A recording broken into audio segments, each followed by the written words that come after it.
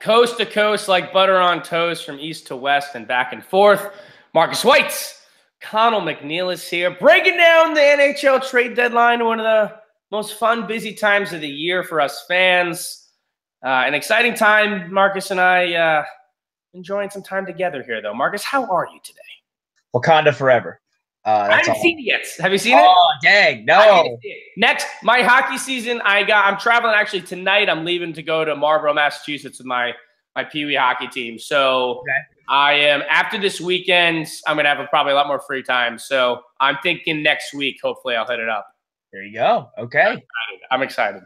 That sounds good. Yeah, so we got a lot to talk about. We got the trade deadline, of course.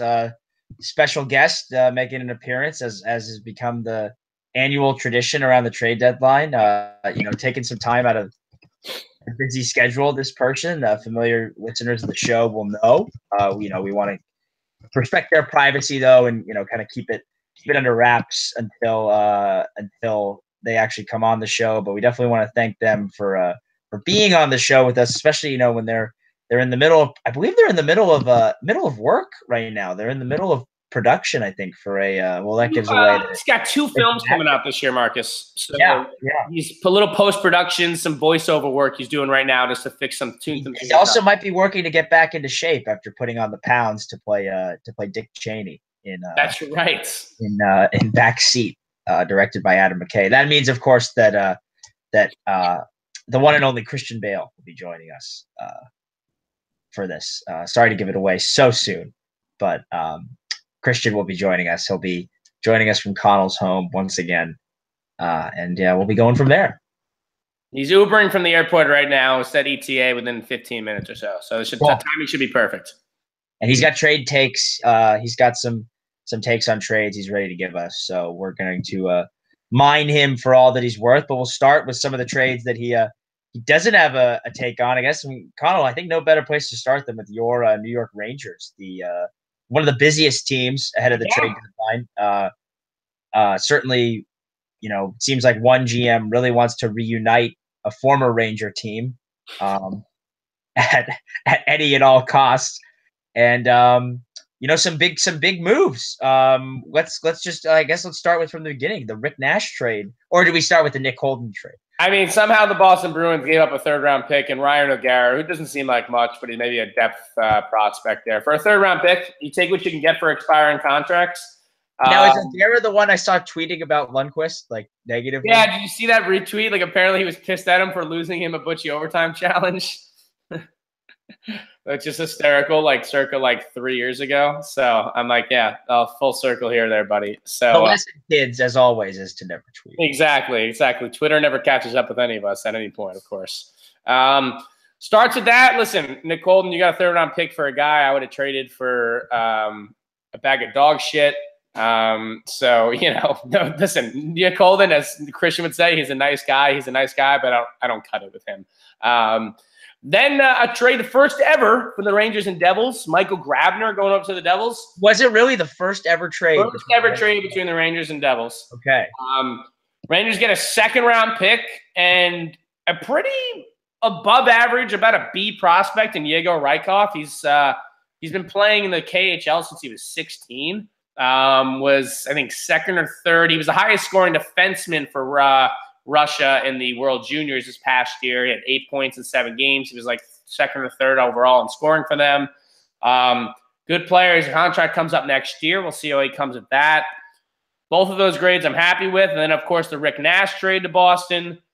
Ryan Spooner, they take on half of the Matt Bolesky contracts. Ryan Lindgren, defensive prospect, and a 1st-round pick, and its 7th-round pick. So, I mean, fine by me. I'm pretty happy with all of those trades. I love Rick Nash as a Ranger. I still think there's a pretty decent chance he comes back for the Rangers. I was going to ask you that.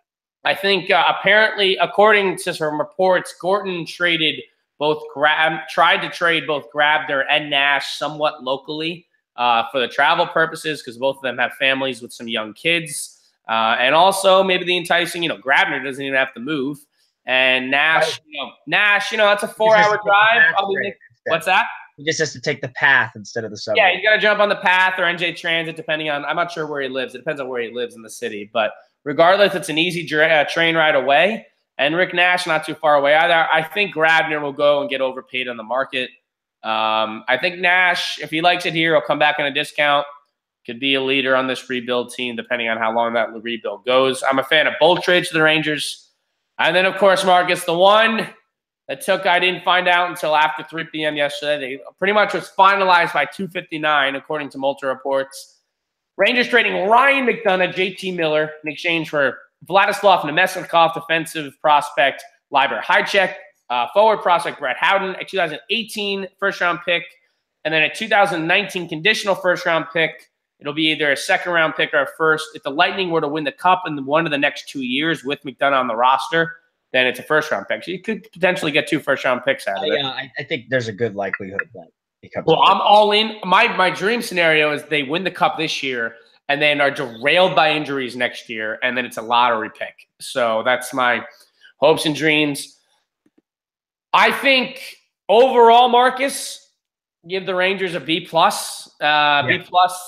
flirting with that A- if you get it some extra credit, maybe kind of thing. I think all the trades, the only one that might be underwhelming is the McDonagh-Miller trade, but I think that comes down to the fact that you're looking at it from a Ranger perspective. You want top prospects. That's what you want. You think, McDonagh's this great guy.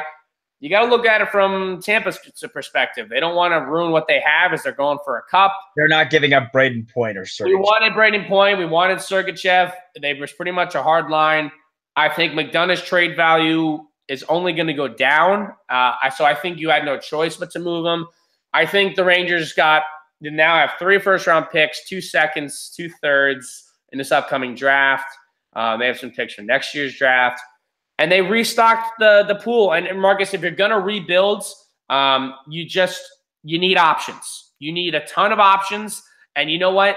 Out of all this stuff, if they get 2 draft picks that work out and 2 prospects of these guys they got that worked out who can be competent NHL players and contributes, that's where it comes. You want elite talent. I'm really sad to see Ryan McDonagh go. I've seen him. I've seen him since he was a rookie coming up. JT Miller, I think if you look at it, Marcus, him and Nemesnikov, pretty much a wash. Like, that's basically a 1-for-1 trade of 2 guys who, like, you don't really know who are going to turn out to be. They're both 45-point guys, 40, 50-point guys, and then the rest is for Ryan McDonagh. So it hurts me. I said, going in, I said I'd give a eulogy to the Rangers. I'd say maybe I'll say that for the end of the show, but it hurts because it's an end of an era. But it's and it hurts because I think if management had done the right things a couple of years ago, this wouldn't have to happen. But at the end of the day, you got to reset somehow, and sometimes it's you gotta cut ties and let people go. And you weren't gonna sign McDonagh, who's gonna be 30 years old when that contract for him to hit, to an 8-year deal. You see how that really declines for a 30-year-old defenseman. You've seen it over there with Marc-Edouard Vlasic and Brent Burns. And I think it's a similar idea that you love the guy. He's giving you everything, but sell high, buy low, and that's what they did with him. Vlasic, not yet in the first year of his 8-year deal, and Burns, of course, just now in the first year of his 8-year deal. I think it was a good return for the Rangers on McDonagh and Miller and Nash. I think they're giving themselves as many as many tickets to the lottery, so to speak, like the actual lottery. And that's really all you can ask for. Sometimes you're going to hit, sometimes you're going to miss. Like I said, they weren't going to get Braden Point or Mikhail Sergachev in any of these deals. I again find it fascinating that Steve Yzerman seemingly loves the 2013-14 New York Rangers. Yeah, Callahan, Strawman, Girardi, McDonagh. Callahan was playing with Girardi again, if I'm not mistaken. Oh my God! And they had Brian Boyle last year. Had they kept Brian Boyle, this would have been like they should. All they needed to do was trade for go sign Brad Richards out of retirement. And you did mention Ryan Callahan, correct? You did mention him. I did mention Callahan, although he wasn't on the team that made the run because they made the trade that year. Second time in 4 years, the Rangers have traded a captain named Ryan to the Tampa Bay Lightning. It's just an odd relationship between him and like the basically guys I think of as like, even though JT Miller wasn't Tortorella, but like the Tortorella Vigneault Ranger era. Steve Yzerman just really seems to like those guys. He must have really liked NHL 24/7 that He's a season. big fan. He became a fan of those guys. He's gonna bring in Briz as a goaltending coach, I'm sure. Speaking of a former Ranger who was traded, Derek Brassard one of my favorites. Yeah, going to the Pittsburgh Penguins, who are just now essentially trying to build the Death Star. I think is the best way of describing their team. They've got the oh god, they've got the Kyber crystals ready to go. They know how to weaponize them. They've already used them on Jeddah and on Scarif. Now they're really ready to blow up a planet, so to speak, and go for the Stanley Cup. I love the move for the Penguins. I think Jim Rutherford's done a really good job there. Some people will say, oh, it wasn't his team. He inherited a lot of these guys, but he's been aggressive and made a lot of moves. I think he's made moves that were canned at the time. We thought Justin Schultz wasn't very good, but who knew that getting out of Edmonton would be the panacea. What a concept. And they didn't give up a ton. I think they gave up enough. I think it was a good return for the Senators. I was a little confused about how they were able to get Ryan Reeves off the books. Yeah, it was pretty incredible. So, they actually get Brassard and Vincent Dunn, Tobias Lindbergh, and a third from Ottawa. Ottawa got Ian Cole, who they wound up flipping later. Right. Philip Gustafsson, who's apparently a pretty high-end goalie prospect. But you know what? This goes back to good drafting by the Penguins. This is why you draft talent and not need. Yes. Because they have a plethora. When they got Murray and they got Tristan Jarry. Yeah, Tristan Jarry. Yeah. Him back there too. You got a plethora of goalie talent. They're affordable to move this, and then you get the piece that adds it. This is why you should 9 out of 10 times you should be drafting talent over need. Unless it's they somehow match up with what you got going on. They trade a first, which will be a late first, and a third, and then the corkscrew and all this, which is why it took a little longer to get out. Vegas taking on 40% of Brassard's contract, which I guess they won't be near the cap, so I guess it doesn't matter. But a little weird. They then acquire Ryan Reeves in a fourth.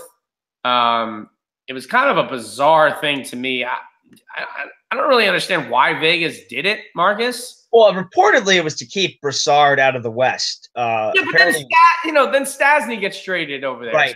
So especially because they wanted to keep him out of Winnipeg. The Sharks were linked to Brassard. I wonder how much of that was on their minds too, even though I haven't seen reports with that, just in terms of, trading, keeping a guy out of the division at least, and keeping a guy out of the conference at most. Because I think on that way it's smart, but it was almost like a little too much the meme of the guy pointing at his head, in terms of the way it ended up being with the Paul Stastny trade. Because it's not like there weren't other centers that were going to be free agents, and arguably the Stastny trade fits a little better with them because it's a straight rental as opposed to term, and they don't have to worry about Line A's for sure RFA contract coming up or anything. So yeah, I was a little confused by Vegas on that. Love the move for Pittsburgh. I think they're scary. They're scary. The three. If you have Derek Brassard playing third line minutes, he's with Phil Kessel. He's not quite the player he was a few years ago. His best year was 14-15 with the Rangers. But he's still, in a full season, he's still on pace for about 45 points, which is great. Right. And if he's playing third line minutes, he's going to get awesome offensive zone time. He'll probably be on maybe your second power play unit. It's just the Penguins are lethal. They're going for it again. Which, you know what? When you have two of the best players of all time in their prime, I think you have no choice but to consistently go for it. Right. And you take what comes with, listen, you got your two, you got 3 cups in there, you got 2 cups in a row now, and you take what you can get with them. If you go for 3, you might as well go for it. And you know what? With the way the Metropolitan Division is now falling apart here a little bit, I think I'm not saying it's an easy path, but they should be the ones you're looking towards to get out of that, maybe towards the Eastern Conference Final. It's certainly an easier path than what lies ahead in the Atlantic. Yes, correct. We've talked about Tampa. We've talked about Boston. got to talk about the third, intimidating snakehead in that division. That's the Toronto Maple Leafs making a trade with the rival Montreal Canadiens, which I would imagine they have not made a trade since, before the original six was a term, because as you know, the original six weren't actually the original six 100th teams. anniversary, bro. They're just the oldest six teams in the NHL because, marketing. I like that move for Toronto a lot. That move, I don't think they give up that much. I think it's fine. Sure, is that the thing. I still think that they're blue line suspect. We know they were in on McDonough and Carlson potentially, and apparently they had something in place for Mike Green, who for whatever reason didn't want to go there. Apparently, inside sources, Marcus is not an inside source. Not an inside source. Inside source. I'm gonna pull up the tweet so that you're referencing. So keep stalling. Yeah, so apparently has something to do with a little beef that he has with Mr. Mike Babcock there. But I like the move from Toronto's perspective. Mechanics can play third, fourth line there, a little bit of a veteran presence. Still a fairly productive player, Thomas Mechanic. I've liked him and seen him play a lot over the years against the Rangers. A lifer there and really in Montreal. It's, you wonder if he's another guy who maybe goes back there, if he's happy. But, still has 24 points in 62 games this year. I mean, he's not the 60, he had 70 points one year early in his career, but 60-point guy he once was. But 30 points out of your third or fourth line guy is all fine. Good defensive center, I think, could help out. It's still a positive possession player, actually, too, which is pretty impressive, especially playing on those Montreal teams. A lot of tough defensive zone assignments. Even though when you think about what they're putting him under, do you have there's been some research that's shown that zone starts don't have a huge impact on possession numbers. It's negligible, if anything, but I still think that's important context to know, how the guy's being deployed and how he's being used. Facing tough competition, he suppresses shots very, very well. Yeah. I thought he was linked to the Sharks at one point. I thought that would have been they were both linked to both Brassard and Puckleheads, actually. I thought Puckleheads would have been an interesting fit there, just in terms of a shot suppression perspective and a defensive perspective. He's a very good defensive center. I think he's gonna, he helps their depth, like you said. The blue line probably needed the bigger addressing. They've got that lefty-righty deal, though, with Babcock, and I can see why they wouldn't want to get McDonough, because you don't want to necessarily push Morgan Riley or Jake Gardner down the lineup, especially when that, how much is that really going to help your lineup? This is from Greg Brady. He's a drive time host on Sportsnet on the Fan 590 in Toronto. Take this for what it's worth tonight. This was on February 26th, but Mike Green was never waiving his no-trade clause to come to Toronto and play for Mike Babcock. Thinks Babcock made final call on him not making Vancouver 2010 roster, despite some members of management wanting him on the roster. Interesting. I mean, he was snubbed. He was. Do you think I know they won the gold medal, but it's been 8 years. I mean, you think if you're Mike Green, you're a professional athlete. You're ostensibly one of the most competitive players on the planet. And you didn't feel valued by this coach, reportedly, when you were coming off of 2 seasons with 73 and 76 points back to back, directly off of a 31-goal year as a defenseman. We're talking about Brent Burns type stuff, and Mike Green is not 6'5". He is 6'1", and I would consider that probably to be a generous assessment of his height. Yeah. I mean, if you didn't feel valued then, I can totally understand that. If you don't think he valued you then, I get that. I get that. Yeah, I guess so. I would think he'd want to go and play in the playoffs, but it is what it is. I would too, but if you want to go somewhere where you're valued too, and Detroit has valued him. They signed him to the big deal. He probably I'd imagine he likes playing for Blashill. Is that the name of the? Yeah. I'm pronouncing it correctly. He likes playing for Jeff Blashill. If he thought he was going to go to Toronto and Babs was going to be like, oh, we got Mike, but we don't think he's the best fit in the lineup at times, so we're gonna play Robin Bullock instead. That was my very amateur Mike Babcock impression. I get it. I would have liked to see him back in Washington, though. I think that would have been really cool. Yeah, that's the one that would have made more sense to me, Mark. Or Vegas. Vegas would have made a ton of sense. We talked Vegas with the Tom. That's another one. Vegas making that Thomas Tatar deal, kind of ripped a little bit by some people. I don't think it's as big of a deal. It's probably a slight overpayments, first, second, and a third, but they have picks to play with.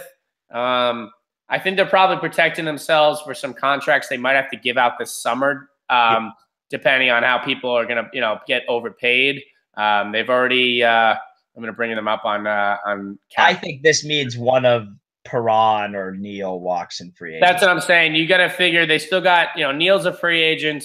They have Perron's a free agent. They've already signed Marshall to an extension.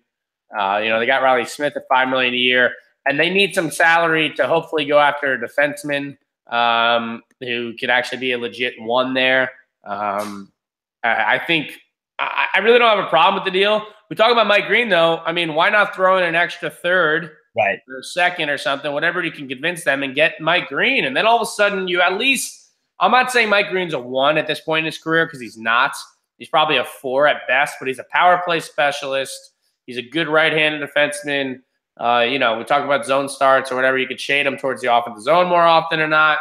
I think it would have been a worthy. He is playing bad too, but he's playing 22 minutes a night this year, and he played 23 minutes a night last year in Detroit. He's been playing a lot. His relative possession numbers. He's not on a great possession team to begin with, and I don't think the quality of teammate he has is as good as he had even in his first year in Detroit. So I think you maybe worry a little bit about that. And he does get some sheltered offensive zone starts, although his most sheltered offensive zone start season was his first in Detroit. 70.5% of his non-neutral zone starts and even strength were in the offensive zone. But I thought Vegas would have been a good fit for him, especially because they already made the deal with Tatar.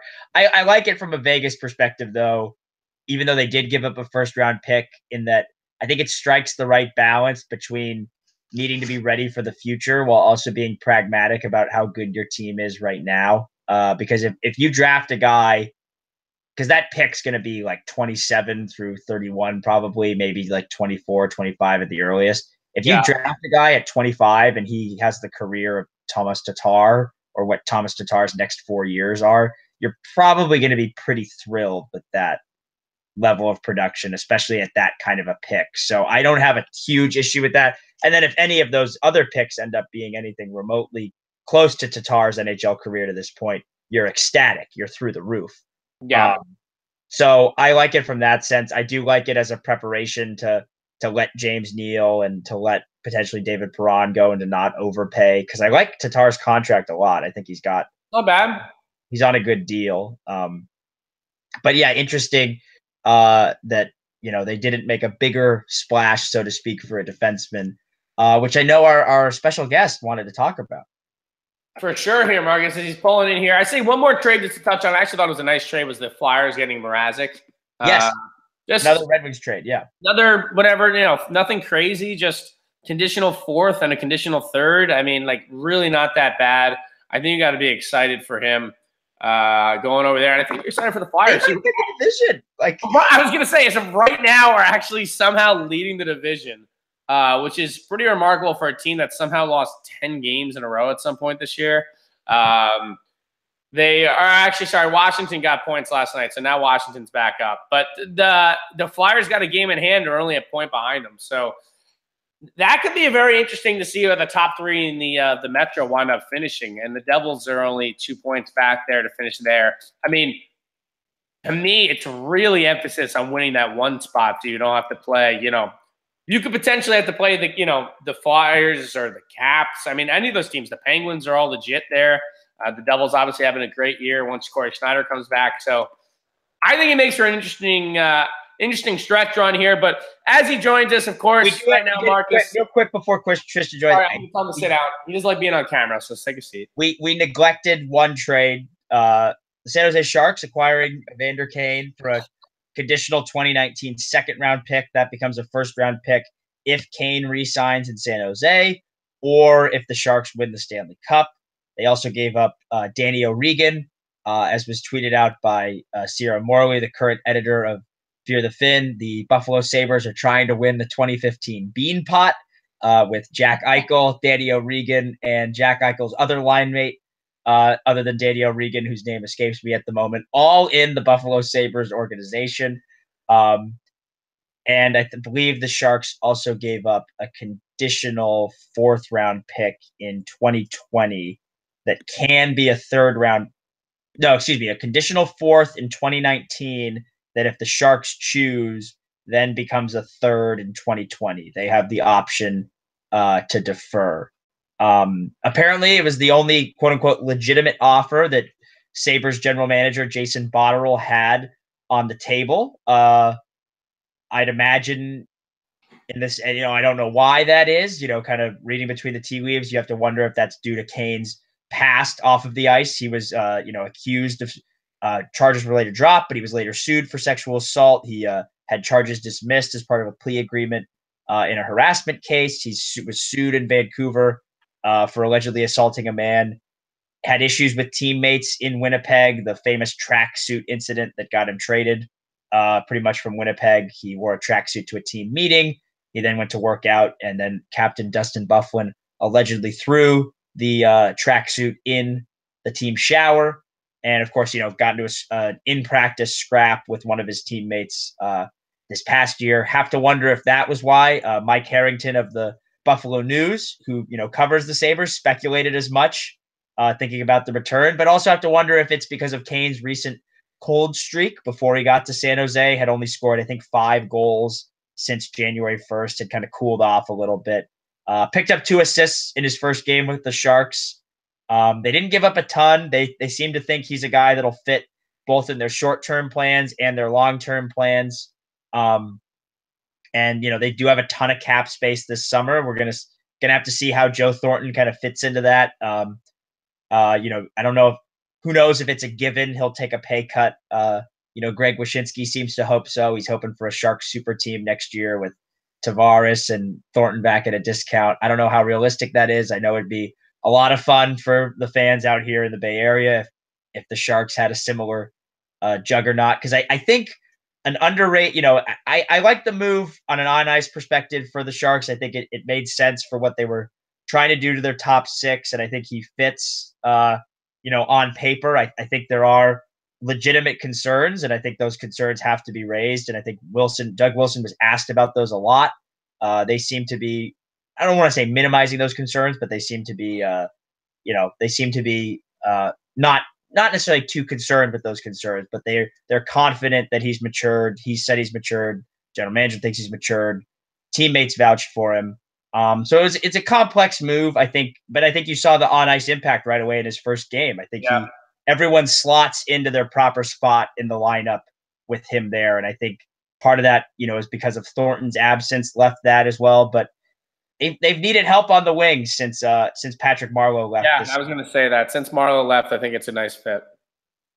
So we'll see. I don't know if it puts them into Stanley Cup contention, but I think the Pacific's going to be very interesting. I think it gives them a shot because the Pacific is it's such a crapshoot, really. I mean, I don't know what to make of the Pacific. To me, the Central is so stacked. I mean, Los Angeles has had its struggles. Anaheim's had its struggles there. Who do you really trust there to make that run going forward? Vegas obviously is Vegas right now, but there's still a little bit of a crapshoot. No pun intended there. Right. And then obviously, does Calgary sneak in there into a wild card spot? Who knows? But I think San Jose is I think they're going to still finish in one of those second or third spots. What's a better matchup for them? Who knows? But the Pacific, if they stay in that realm, if they stay in that division and not, don't drop into a wild card spot to have to get into the Central bracket, to me, there's no reason they couldn't find themselves all of a sudden sitting in a conference final. And then at that point, who knows what happens? If a goal, right. Jones gets hot and steals 2 games, and which he's shown he can do. Which he's shown he could do in the playoffs before. I mean, who knows what happens? So to me, there's no reason to like I said, I don't put them in that upper tier right now, right, as you would probably a Nashville and a Winnipeg out west, who to me are probably the top two right now, I consider. Vegas maybe the third, but they're right underneath that. And, you steal a series, and then all of a sudden, who knows what happens. And, I think a team in the Pacific are teams that benefit tremendously from the divisional format. I think they really benefit from what's going on there, and they benefit from that change. So I think it's interesting. I think it's going to be fascinating to see. So now, without further ado, we turn to the one, the only Christian Bale to provide his trade takes, warning the audience, whether you're watching live or delayed or listening. This is the time to put headphones in, unless you're in a workspace or a home space where people are okay with profane language. But Christian's a passionate guy. Very passionate hockey fan. He's a passionate guy. He's a great actor for that reason, an Academy Award-winning actor for that reason. And Marcus, we're going to get to the one that we've kind of been avoiding because we knew Christian had a hot take about it. Yeah. Is the non-trade of Erik Karlsson through this whole thing. Been talked about for months, it seems like.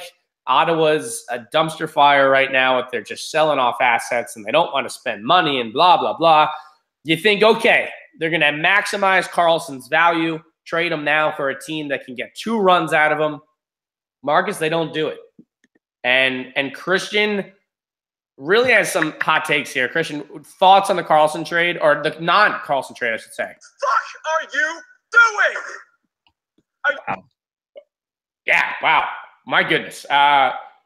What the fuck are the Ottawa Senators? It sounds like he's coming out of a laptop speaker, but we trust us. He's right there with Conall. Right there. He's just right behind the screen. Yeah, you can't see him. Yeah, I think that's a good question. I think we talked about Mike Green not moving. I think Karlsson not moving made Mike Green not move because it was a hang up. Apparently, the Vegas Golden Knights were in on him till the very end. That's according to Bobby Margarita himself, Bob McKenzie, who's now participating in hashtag Mail It In March after the trade deadline. So he tweeted. I very confused by the lack of a Karlsson trade. I think, I think this could be some of, a fan media conflation about how deadlines are viewed and how we look at it and we see, okay, they would have had 2 playoff runs with a 2-time Norris Trophy winner in tow. So maybe you give up a little more, but maybe the way front offices look at it is, oh, there's only one. Now we have to pay the premium. And maybe they think they can get more at the NHL draft by bringing in more teams. But, they're talking this week and it's like, oh, Karlsson says publicly he'd think about signing an extension here. But Dorian leaves the door open and says, if he's here July 1st, we're going to try and work out an extension with him. I don't necessarily buy that more teams being in on at the draft is going to help because I think there are some teams like Edmonton, Colorado, potentially, who aren't in playoff position that may pay more of a premium at the draft to get a guy like Karlsson than they would have for a playoff run. But what's to stop you from playing them off of the playoff contenders? Just because they're not in the postseason, Dorian can't call up Pete Chiarelli and say, hey, maybe I have a fundamental misunderstanding of how GMing works, but just say, hey, we've got playoff teams that want this guy. Are you in or are you out? And if Chiarelli said, I'm out, okay, that's fine. But I don't buy the draft being this like catalyst to get 30 other teams involved. If 30 other teams aren't kicking the tires on Erik Karlsson the moment he's made available, then the GMs aren't doing their job.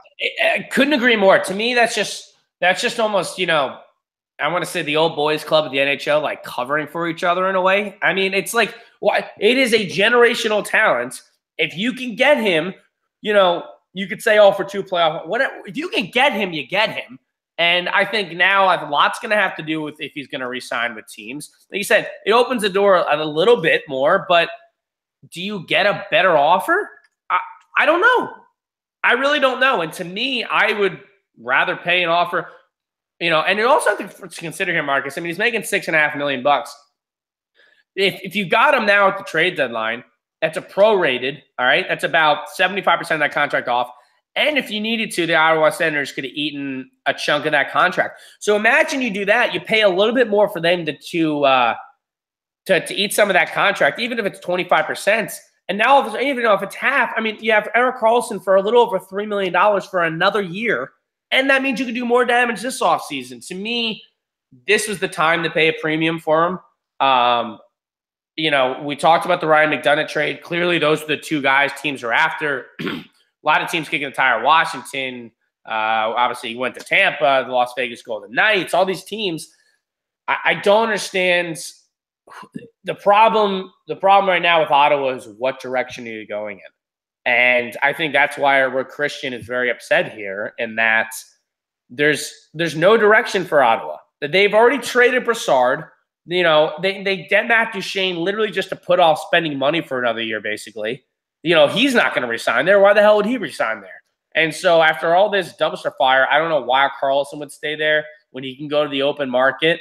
And guess what? In a year and a half here, when he's on the open market and Vegas still has all this cap space, and they say, here's 7 years, $12 million a year.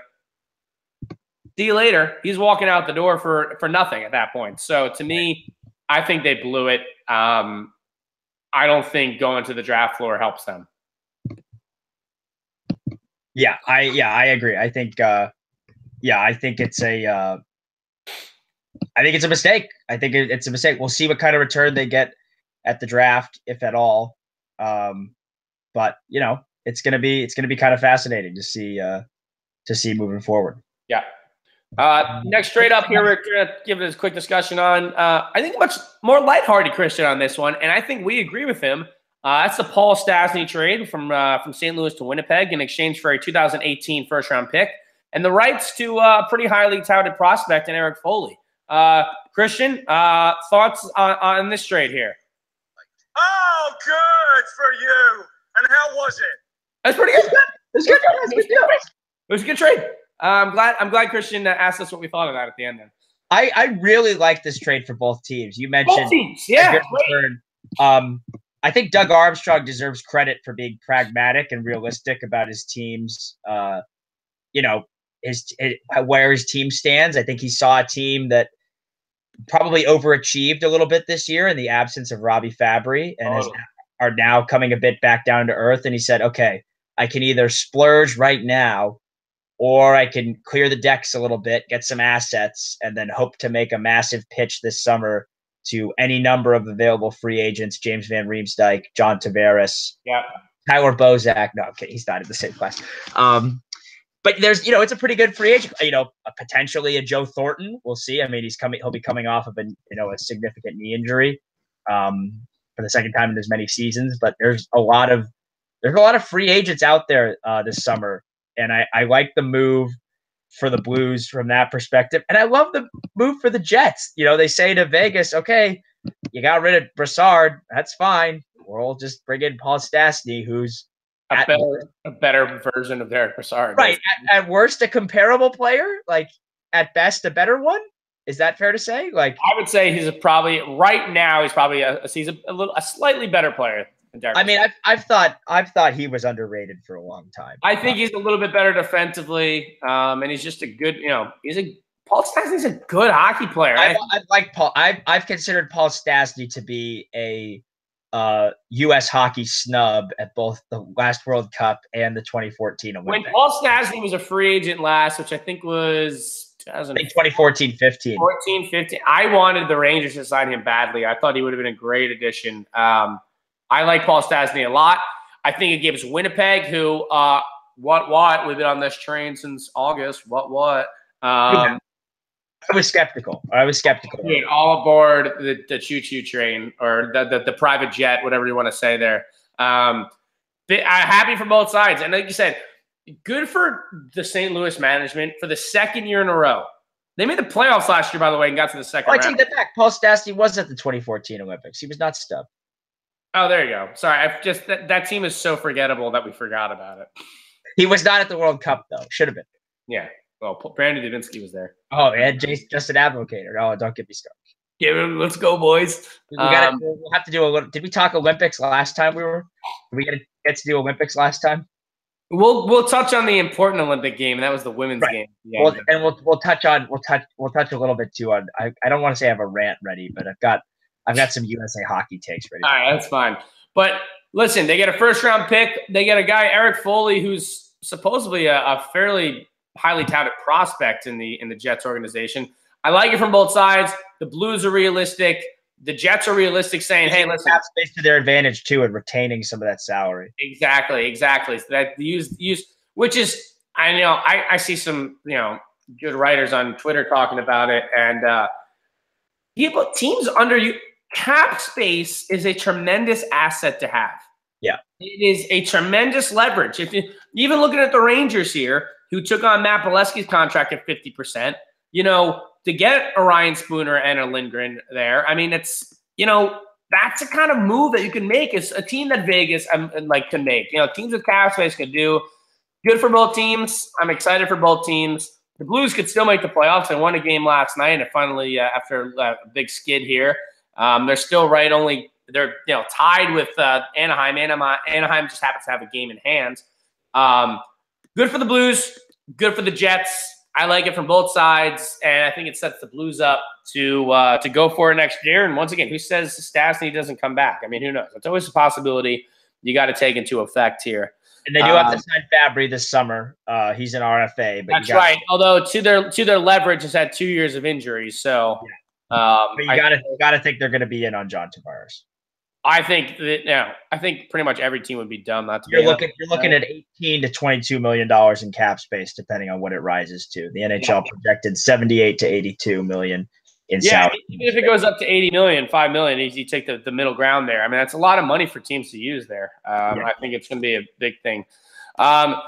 Speaking of big free agents, Marcus, John Tavares I was going to say Long Island, but the Brooklyn Islanders, of course, at the Barclays Center. Well, soon to be returning to Long Island. Well, for the record, that is not set in stone yet. With it's been agreed upon. There's nothing been drawn up yet. No, I meant next year going back to Nassau to split their home for 8 games. Yeah. It's hyped. The Islanders making the big splash of the day, Marcus, yesterday, trading Jason Chimera all the way out west. They also got Brandon Davidson. I did forget about that trade.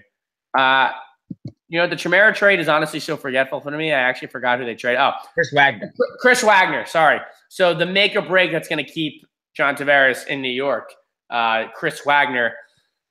Christian, what is John Tavares saying to management right now? What is he thinking? What's everybody doing over there?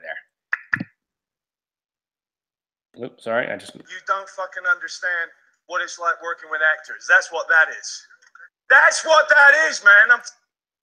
Yeah, it is what it is. They don't know what it's like to have, a generational talent there. They're going to trade him for nothing. I think they're going to miss the playoffs. I think Columbus is Columbus or Carolina. Probably Columbus has a leverage there.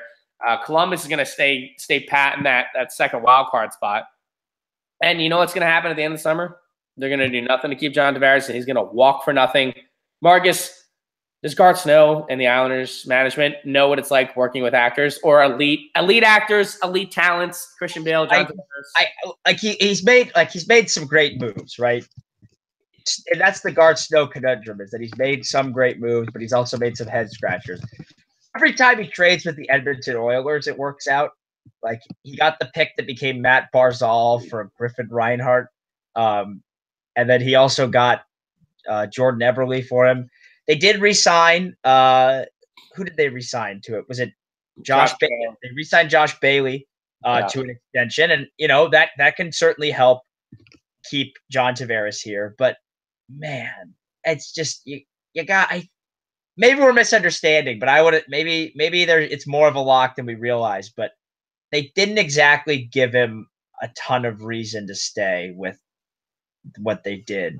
And you know what? To me, it goes back before the deadline. Like, there have been a team scrapping. This is the kind of team that should have been making a move 3 weeks ago, Marcus. 2 weeks ago, because they've been scrapping. They've been in and out of the playoffs. Now they're 4 points out of the playoff spot here. I mean, this is a team that should have added,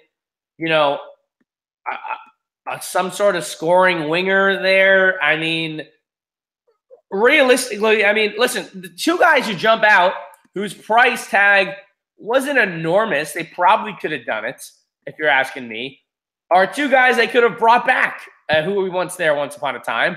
Michael Grabner, who would have been a nice scoring winger touch. I mean, he went to the Devils, so why couldn't he go to the Islanders? And the other guy, if you're going to just if you're going to spend a little bit of nothing to get at least something, I mean, Thomas Vanek, like, you couldn't bring him in as well for a 5th-round pick or something like that. At least something that's going to push forward here. To me, they're not making the playoffs. They really don't do a whole lot to improve their roster. Granted, you don't want to overpay. I get it. They do have 2 first-round picks, 2 second-round picks, thanks to that Dougie Hamilton trade. Right. But at the end of the day, not Dougie Hamilton, Travis Hamonic. Travis Hamonic. Sorry. That was Dougie Hamilton. Another guy out in Calgary there. Granted, maybe you don't want to overpay Marcus, but to me, at the end of the day, you have to convince your prized assets that he's going to be, surrounded by talent. Maybe you already lied to him and he told him at the end of the summer that it was going to happen. But, Marcus, are you there? Do we log out? I'm going to keep talking. There we go. Oh, you're back. Okay, making sure. You froze there, and I was staring at a beautiful portrait, but I was just making sure you were still alive. Yeah. Yeah, no, I think the other thing too is, we got to consider the fact that if they do elect to go into a rebuild mode, if Tavares leaves, they got 4 picks in the first 2 rounds this year. They're going to be in decent position. Yeah, but if you're going to go into rebuild mode, then why not trade John Tavares and get 3 more picks? You know what I mean? I mean, he's got a no trade and a modified no trade and a no move. So listen, realistically, if you're the Islanders, this is how this whole situation should have run out. Before this past season, hell, maybe even 2 seasons ago, you go to John Tavares and say, John, listen, we're getting drafted. Maybe after the Hamonic trade, let's say that. Right. You go to John Tavares and say, listen, we're gaining assets. You didn't know what you had in Mark Barzell, so that adds things to him. But you go to John and say, John, listen, we're gaining assets here. We're trying to draft the right way, get some pieces. We're targeting the 2018 free agent class. We think, we could potentially add a John Carlson or a James Van Riemsdyk to help you out. That'll help. But we need your commitments. We're going to offer you 8 years. Yeah. 10, 11 million on this extension date. If you're willing to sign it, we'll do whatever it takes to make you happy and try to get the pieces. If you aren't willing to sign this date, we have to entertain the idea of trading you because we cannot risk using. But if that's a smart GM, if you have that conversation, and not saying he's guaranteed. But they also don't want to alienate him by saying, like, make this decision or else you're gone. No, I don't think it's to make this decision or else to say we have to entertain the idea. It's just for our perspective. We have to. Are you open to that idea? And then you can get in some contract negotiations. You know what? If you have to overpay to keep John Tavares, you overpay to keep John Tavares. He's a 27-year-old, and still in the prime of his career. Even an 8-year deal takes him to 35. To me, he has the trajectory of a Joe Thornton, if that is the case. You know what I mean? Sorry, I'm just laughing at John Tavares stats real quick. In 2003, 2004, for the Toronto Marlboros Bantam AAA team, John Tavares had 187 points in 90 games. He had 95 goals and 92 assists. Oh, my God. Just in case anybody was curious. Almost unfair. Yeah, pretty good. Pretty good hockey player, that John Tavares. It's a tough situation. He's a point-per-game player this year for the Islanders. Did he play in the OHL a year early? Didn't he get an underage exemption to play? He did. He did. He had 45 goals as an underage player in a season in the OHL. It's fine. Pretty good. Pretty good hockey player. I think look, who knows what Garceau is going to do? They have the potential to be a big player in free agency, even if they do re-sign John Tavares. Yeah, they could. They absolutely could. They got $26 million in salary cap space if the cap doesn't move up at all. Which it does, let's say they have over $30 million to play with. You're looking at like close to $30 million, and that could get you Tavares. That can get you John Carlson, and that can potentially get you James Van Riemsdyk, or maybe you go a little cheaper and go for, you bring back Michael Grabner. Yeah, exactly. Or I don't know. I'm seeing all these old New York guys like Rick Nash, I could see as a fit there. Like, I think the blue line probably needs to be addressed more. But like, if you're rocking a John Carlson, Nick Leddy top pairing, you're rocking a top pairing that's probably as good as anybody else in the league. Yeah, I'm a big John Carlson fan, and we obviously love Nick Leddy here on the Puckleheads. So, I've been a big Nick Leddy fan. Yeah, for sure. You date me on that one for sure. So what other trades does Christian have takes on? I don't want to. He's got 2 more takes here. He's bugging me. He's on a time constraint here because he's got more. He's got people to see, places to go. Right. Never want to keep him, in one place for too long. No. The Ryan Hartman deal. He's got some opinions on Ryan Hartman going for basically a first-round pick and some change to here it is. Ryan Hartman in a 2018 fifth in exchange for forward Victor Edgesill, 2018 first-round pick, and a 2018 fourth-round pick to the Blackhawks.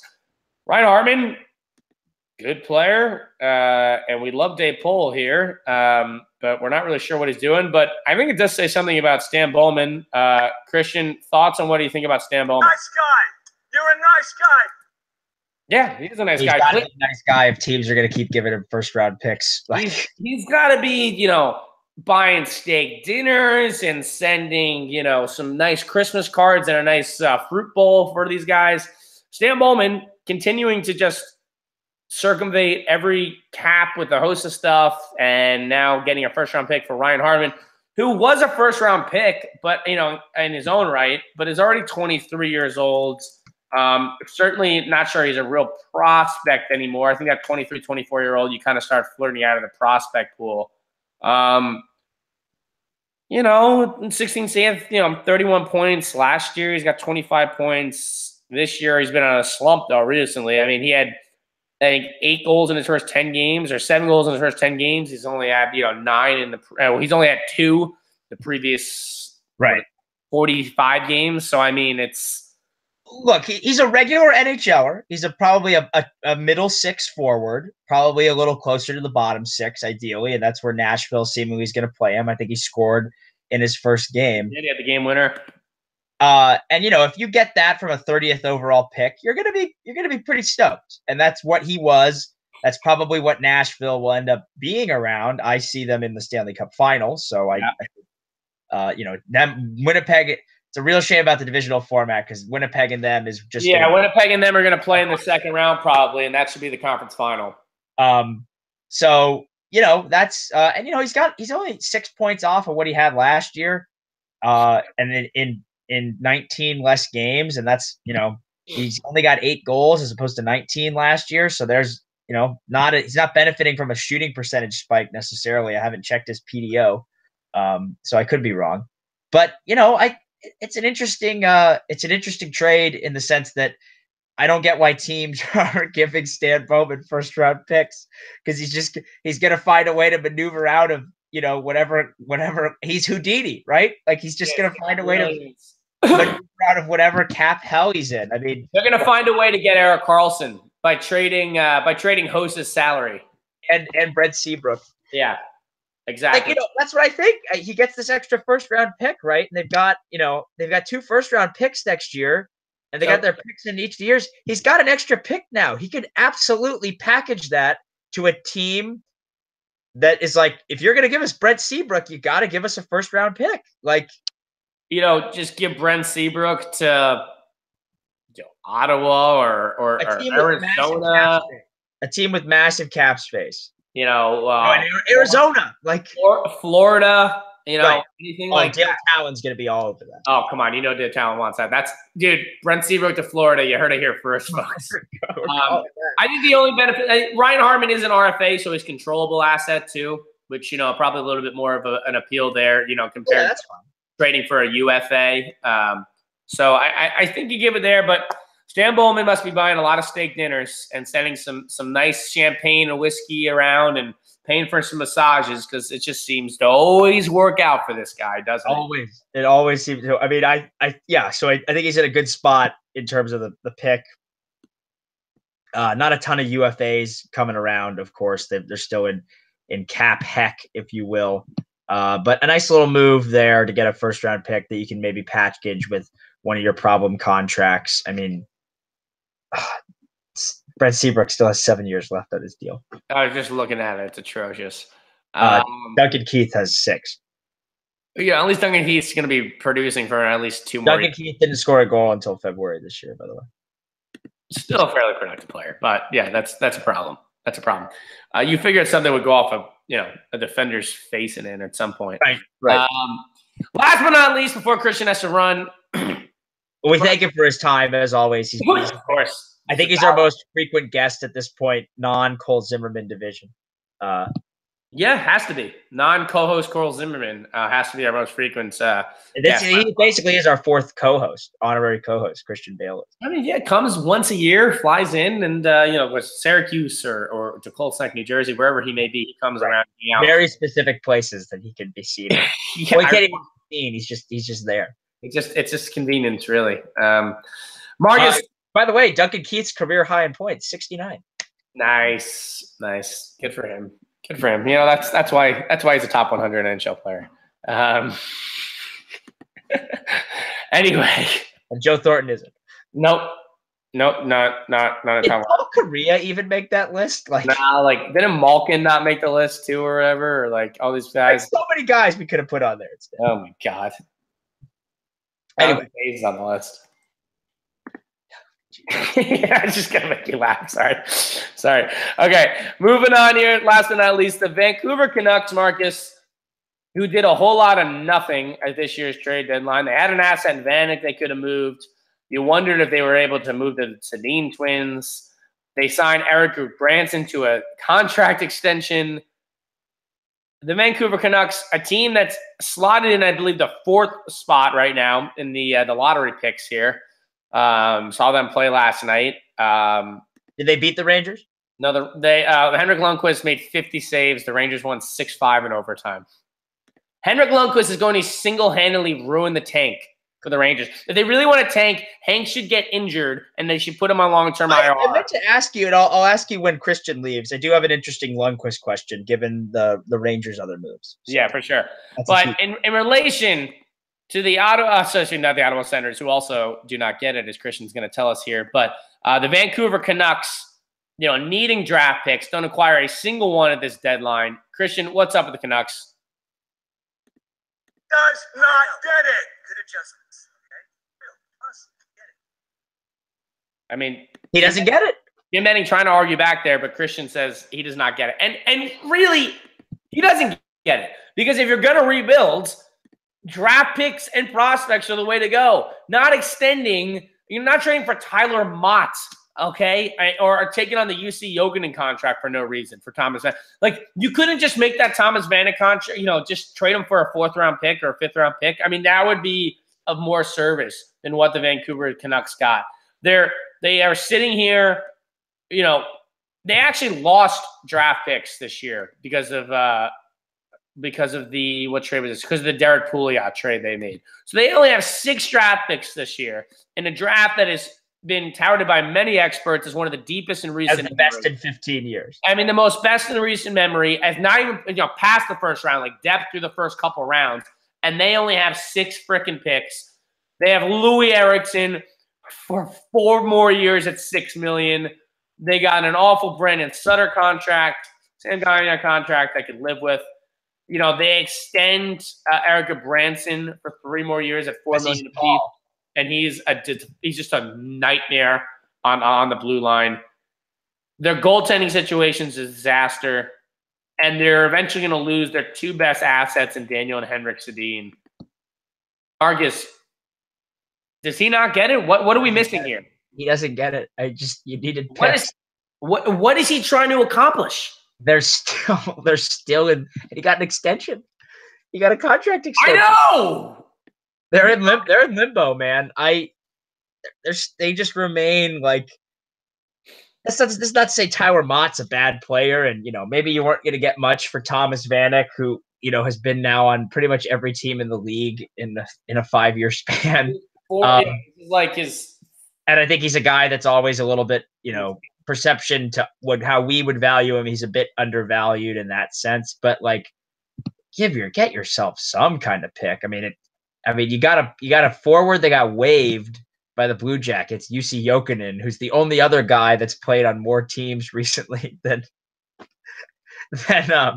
Thomas Vanek, as he just keeps getting, keeps getting. I think he's been traded twice this year, like waived. Like fourth team, and which I don't get because I think UC Jokinen is still a good player. I just don't know what teams are expecting from him.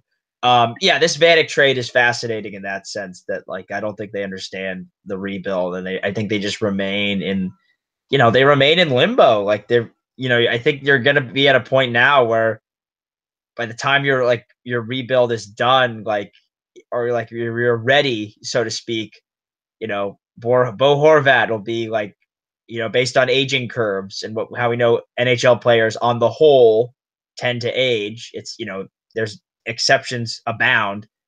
There's a good chance by the time you're ready, Bo Horvat will be on the downswing of his career. Brandon Sutter probably already there.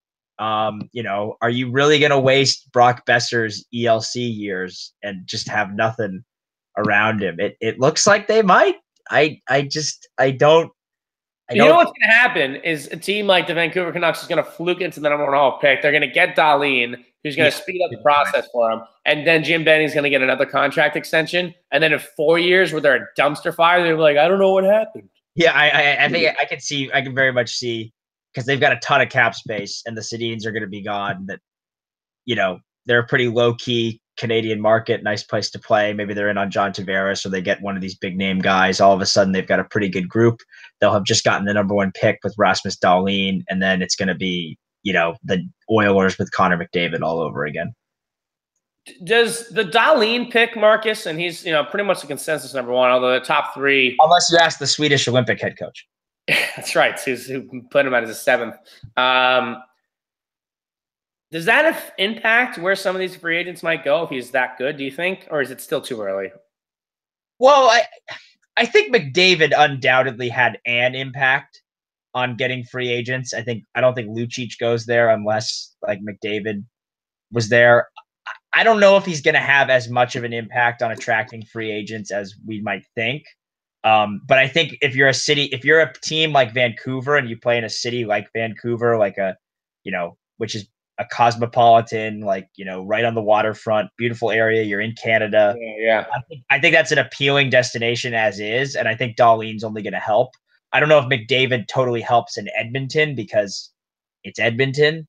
But I think you're seeing how proven young talent can help. Maybe it takes a year of Dahlin being there, but look at Winnipeg. I don't think Stastny waves unless he sees, they've got Scheifele, they've got Longley, they've got all these guys. Bad Wi-Fi though. The hotel had bad Wi-Fi. I get bad Wi-Fi.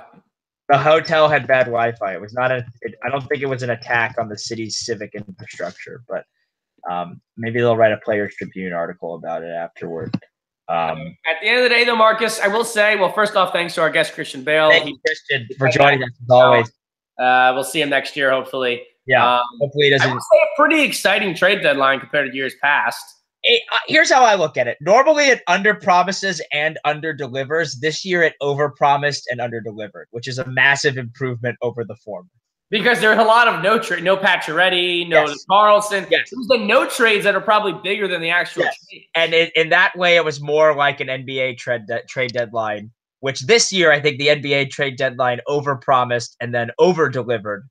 With a lot of the excitement. This was comparable, I think. At least nothing about the NBA. I just know that towards the end. I felt bad for James Duthie on the TSN set, and they were trying to have segments going for an 8-hour television show about the trade deadline. I also felt bad for the folks on the Sportsnet set as well. Although I admittedly watched more of the TSN trade deadline because they were showing it on ESPN. Yeah, they didn't show it on ESPN until what time though? But they simulcast it on. You could watch on ESPN3. Okay, see, I was up by 10 watching on NHL Network. So I watched the Sports on NHL Network, and then I think by noon or 1 o'clock it came on ESPN2, and I switched over to that. And that's when I was at work when the Kane news broke.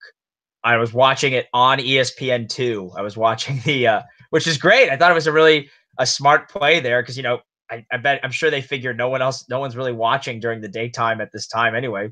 might as well try and get some extra eyeballs, see if we've got something there. They don't have to pay any money because TSN and ESPN, I think, are already I think Disney either has some ownership in TSN or they have some kind of business agreement. There's a partnership or something at the very end. So I thought it was great, and I loved I love Jay Onrait and Dan O'Toole. So anytime they can get tossed to on trade deadline coverage, and they made a funny joke about Fox Sports during the. I saw that. That was great. That was really funny. They've got a shout out to Jay and Dan. They've got a great podcast. I like Jay and Dan. I haven't listened to the podcast. I'm sure it's entertaining. It's hysterical. Give it a listen if you haven't. But yeah, it was an exciting deadline for once, and I'd rather it overpromise and underdeliver than underpromise and still underdeliver, which it has in previous years. I think GMs kind of threw caution to the wind a little bit too. A lot more first round picks moved. I think there was a stat from Sportsnet that this was the first trade deadline since 2008 that multiple first round picks were traded at the trade deadline. Yeah. Which, hell yeah, baby! Like let's go. Let's have some. I think the GMs. This is a kind of reading. This is a reading into things, maybe. But maybe they're encouraged by Vegas, and they're like, well, if a team that didn't exist is doing so well this year, there's got to be plenty of opportunity. Although I am starting to wonder that. And I think it's a good thing. I think you're starting to see the formation of as much as we can have in the NHL, quote unquote, super teams, especially in Pittsburgh. I think you can make the argument that Chicago was already there when they won some of their cups. But, the last 3 Stanley Cup champions over, I think, like an 8-year span, there's only been 3 cup champions. I wrote about this when I was with Fear the Fin. When are we going to have the discussion about the NHL's parity not actually being real parity? That's what I wonder after the trade deadline. Do any of these moves move a Nashville or a Tampa Bay over the top so they can knock off Pittsburgh? Because if they can't, and this is the first three-peat since the 80s Islanders, I think we got to start asking, like, have we been sold a bill of goods about parity that, like, doesn't match the reality? Yeah, I would agree with that statement. Because since the NHL lockout, no 506, since they came back, the NBA has the same number of champions as the NHL. Really? I got to be honest. The NHL's had more teams make the playoffs than the NBA.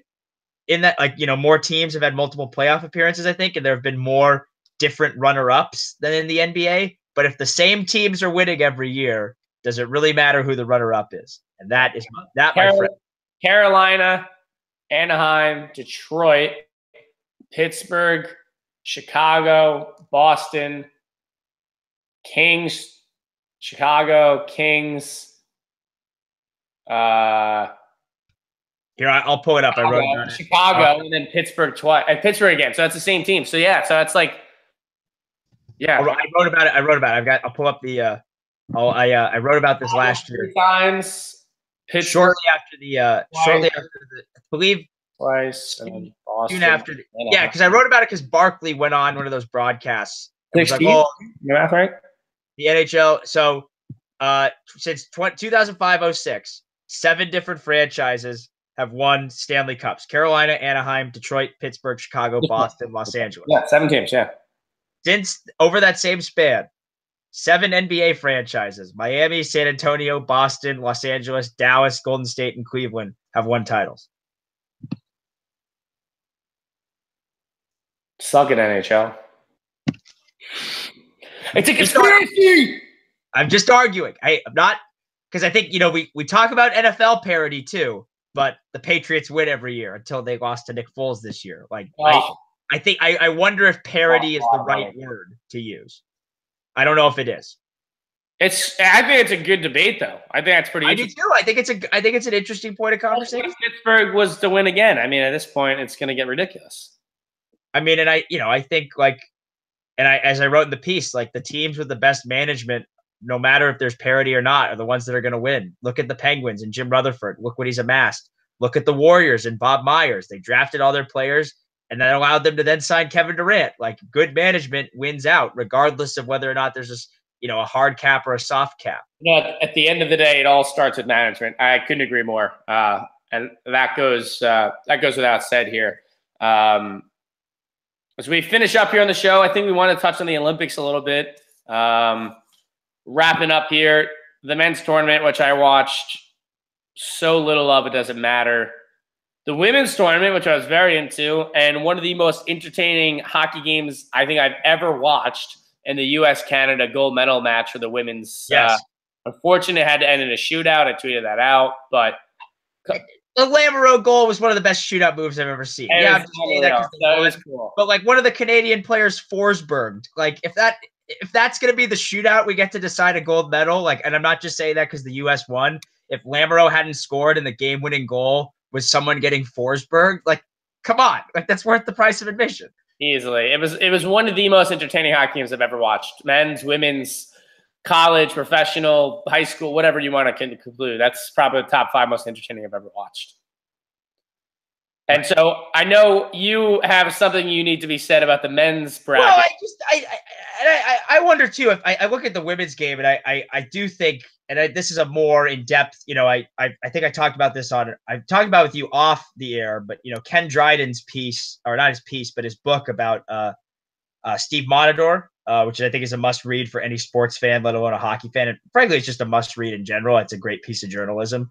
You know, he talks about kind of eliminating bad hits in order to fix the concussion problem. And, you know, I do know that there still are concussion rates, but like in the women's game, but so this is a separate rant, but you know, that game didn't have open ice body checking, but that still felt like plenty of physicality. I don't know how you felt watching that game. Like, yeah, I mean, to me, I was kind of like, with the amount of body contact there was, like, I'm actually kind of surprised they don't just allow body checking.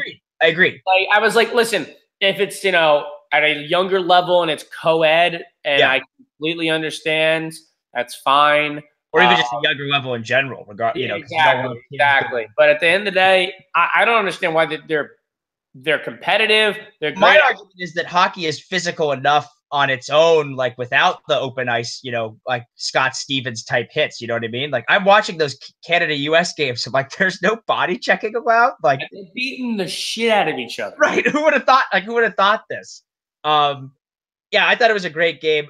My men's Olympic rant, and we gotta take a look at everybody who thought that, like, and I know we got, you know, people got places to be, and that's okay, but we got to take a look at all the people who thought it was a foregone conclusion that the United States was going to medal if the NHL players were there. Do they remember the roster selection process for the last 2 Olympics and the World Cup of Hockey? Like, the guys who were left home at previous, I'm just going to go over that. Kyle Okposo never played on an Olympic team or a World Cup team. Like, Kyle Okposo has like the 7th most points among American players since 2010. Like something insane like that. There's no guarantee that, yes, we would have had Austin Matthews. Jack Eichel's hurt right now. So if that had consisted, the U.S.'s center depth would have been hurt for sure.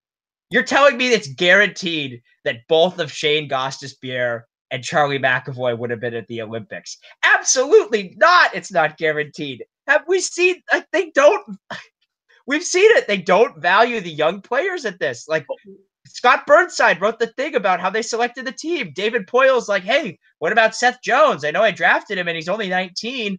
And then he didn't go because like Brian Burke had a dream that like Seth Jones had a turnover in the gold medal game. So they took Brooks. I'm not kidding.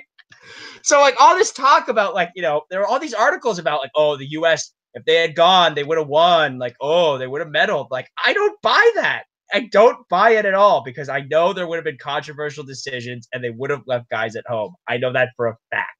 Yeah, and you know what, Marcus? And at the end of the day, you know, rest his soul, Jim Johansson, who I know did a lot for USA Hockey, but you know, part of the problem clearly is there's not fresh voices in there, and it's the same guys repeating the same mistakes over. And we've discussed this, and we can make the argument that the Miracle on Ice is the worst thing to ever happen to USA Hockey.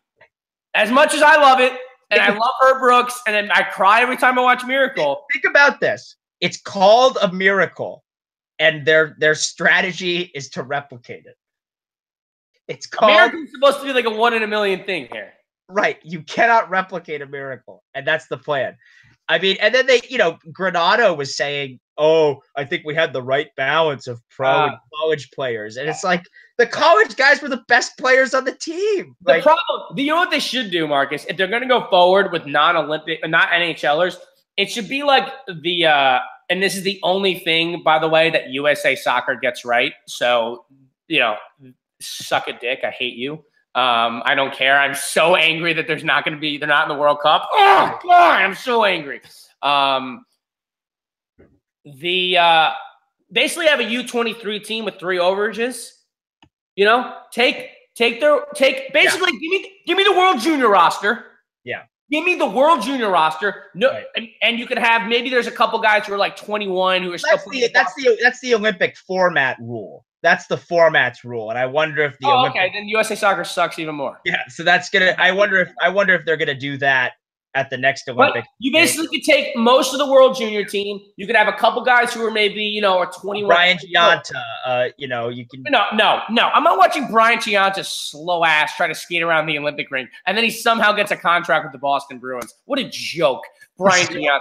No interest. I'm talking more guys like, U23. So you can have like a bunch of 19, 20-year-olds. You can have maybe a few 21, 22-year-olds who are still playing their senior year in college, like Jimmy Vesey was a few years ago or something like that.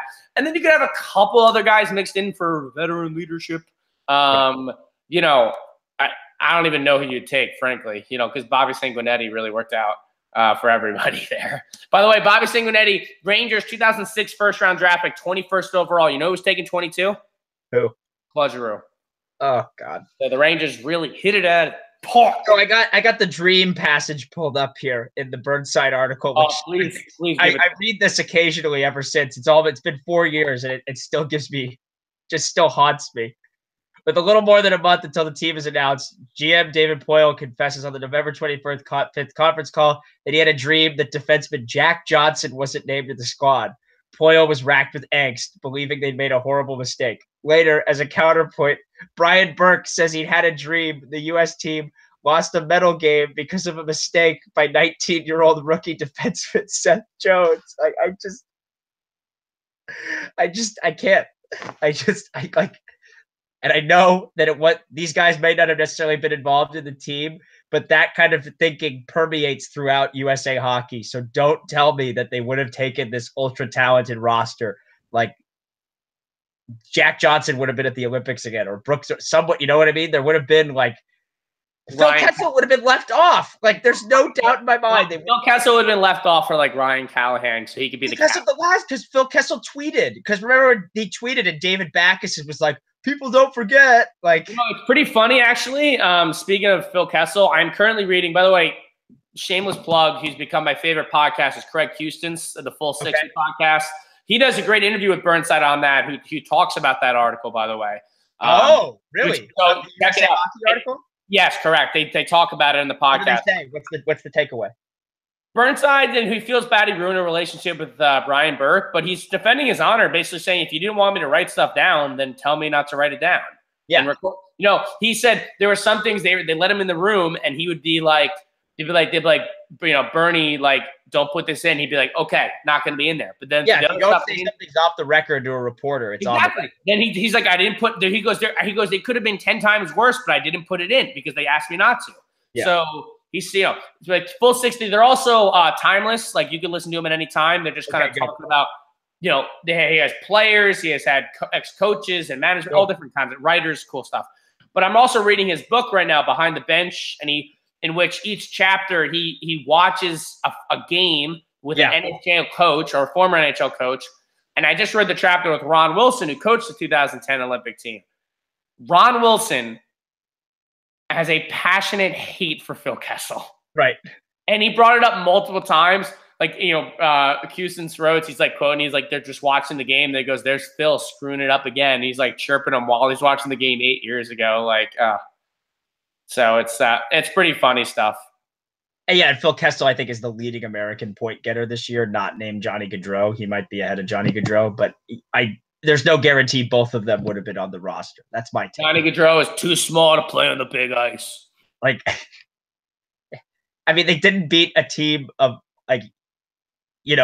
countries that an all-star team from countries that weren't good enough to have teams at the World Cup of Hockey. Or even have like more than 3 players in the NHL. Like right. They lost to that collection of like Team Europe. Go team. I mean, I know Team Europe. I think did they beat Sweden too? I know they upset a bunch of guys. Okay, no, Phil Kessel's not even the second highest scoring American. That would be Blake Wheeler. Blake Wheeler, he's a heck of a hockey player, man. I love Blake Wheeler. Go Jets! All aboard! All aboard the Jets train. Unless they play Nashville, and let's go Preds. Blake Wheeler and Johnny Gaudreau are tied in points. Actually, how many points? 73. I was hoping it would be 69. Nikita Kucherov has 82 in 63 games. Oh my god! I mean, he's got a legit chance. I mean, he needs 18 points in 20 games to get 100. So and Malkin's got 76 and 60. Listen, there's times I've watched a lot of Penguins hockey in my lifetime, and Evgeny Malkin and Sidney Crosby. And I've told this to Cole Zimmerman. There are times I watch Evgeny Malkin, and I think he's the best player I've ever seen. There are times. Yeah, he's a top one. I don't say it as consistently as I say it about Sidney Crosby, but I watch Evgeny Malkin, and there's games he just completely takes over, and I'm like, oh my god, what I do to have this guy on my roster. Right. Yeah, and I don't mean to, I don't want to prolong this any longer, but if you want to do early Hart Trophy talk, because people are saying, oh, is McDavid going to get in there because of his surge? I think Malkin's got to get, he's got to at least finish in the top 3. I think Taylor Hall does too, with how he's carrying New Jersey. So you would go Kucherov, Malkin, Hall in some order?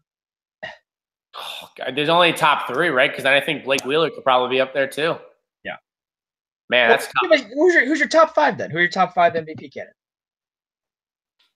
All right, once again, this is I don't necessarily believe in then giving most valuable player to the guy who's got the most points or most goals. It's the most valuable player. I think there's things surrounding. I also don't think you have to be a playoff team. If you're when Mike Trout won it a few years ago, he was the most valuable player in the MLB and the AL because that team was bad. That team would have been the worst team in baseball without Mike Trout. That's how good he was. You know what I mean? Sidney Crosby, 69 points. Nice.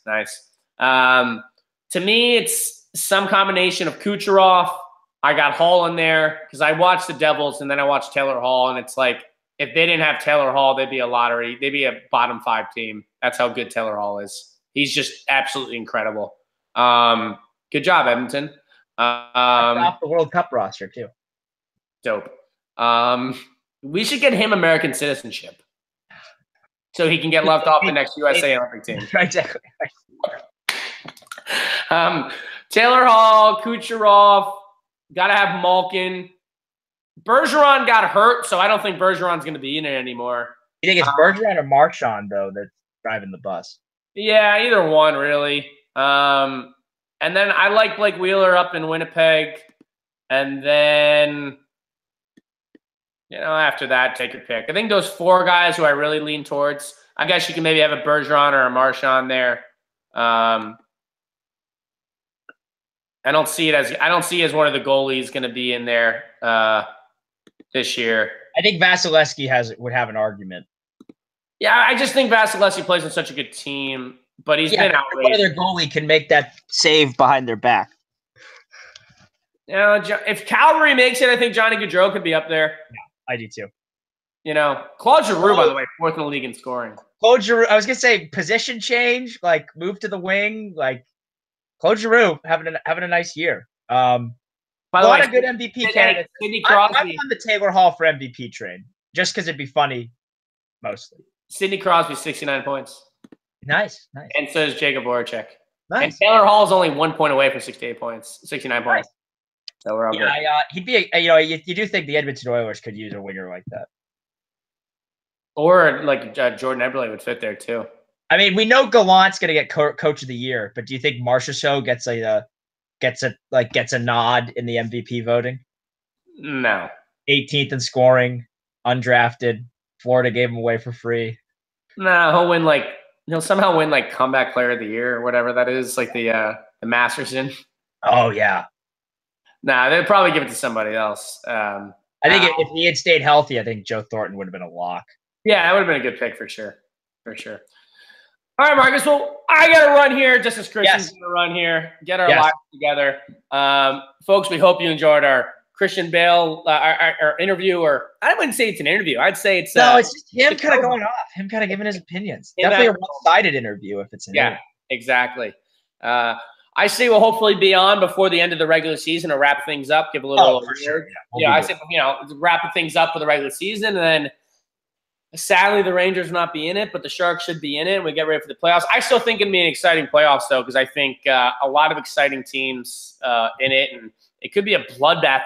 With the divisional format, the Central and the Atlantic are going to be bloodbaths. I mean, I'm gonna watch. Those are the rounds I'm gonna watch. The divisions I'm gonna watch the most. I'm gonna watch the Central games and the Atlantic games. I'm gonna watch Toronto and Boston, original six, beating the crap out of each other, and then I mean, well, let me check the standings right now. I'm hoping to get to Nashville again for a game.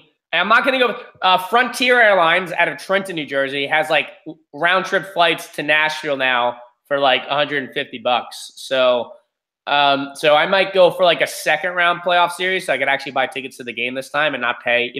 We weren't going to pay $1,500 to get into the game, so we're thinking about going back. So I would like to do that. I guess we'll see what happens. Will you be? The Metro should be good too. Jersey, if Jersey's the wild card there, that should be a fun divisional playoff round. Well, my real dream would be for the Devils to slide into the second wild card spot.